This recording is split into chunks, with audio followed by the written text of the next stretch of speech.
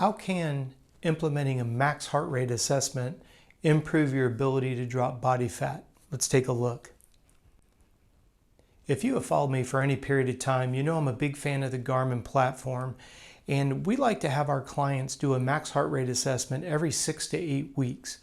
There's a multitude of reasons why we do this, and for the sake of this conversation in this video today, I want you to realize that there are 5 energy systems that we utilize with all of our clients. Now, some people will argue that they're not energy systems, but most people can resonate with the concept of you have different levels of heart rate, refer to those as heart rate intensity zones. We use 5 of those.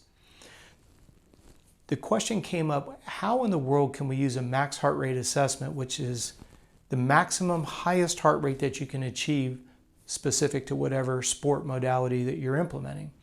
Well, the way that we're able to use it is the max heart rate number establishes the top number at maximum effort. Now, that may seem like a Captain Obvious statement, but here's the interesting part. When you utilize, which by the way, this resource is in the description box below. If you'll go to our resource page, you can download this heart rate spreadsheet. Now, I highly encourage you to utilize it. You go out, you implement a max heart rate assessment for that specific sport and discipline. And then what you do is you take that achieved number, plug that into the maximum. You plug in your resting heart rate average for the last 4 weeks, and it's going to auto-populate all 5 energy intensity zones that we refer to, zone 1 to zone 5.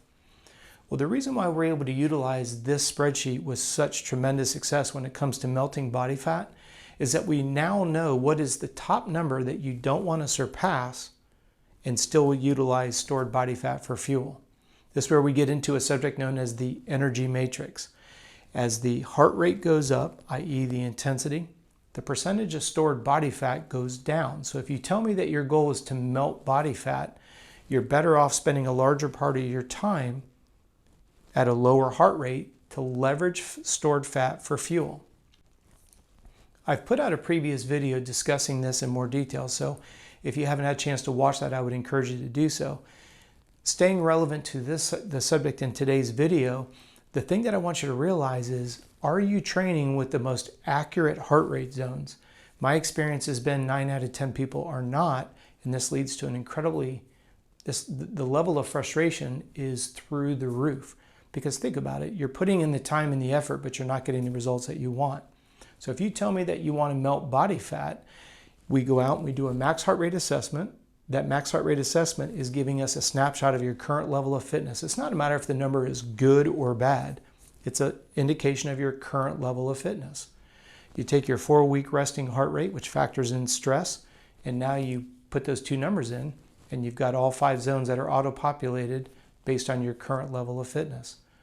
Now when you go and you train using that form, cycling, swimming, running, whatever that modality is, you need to be doing a max heart rate specific to it so that the heart rate zones are relevant to that discipline.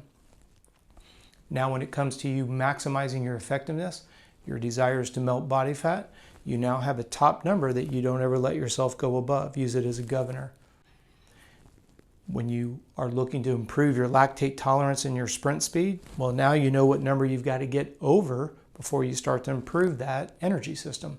We'll talk about that in another video. But I really wanted to address, hey Rob, how do you use a max heart rate assessment when it comes to wanting to melt body fat? You've got to know where and when you're starting to deviate out of that zone where you're using progressively more and more sugar and less fat. Remember, stay focused on what your goal is.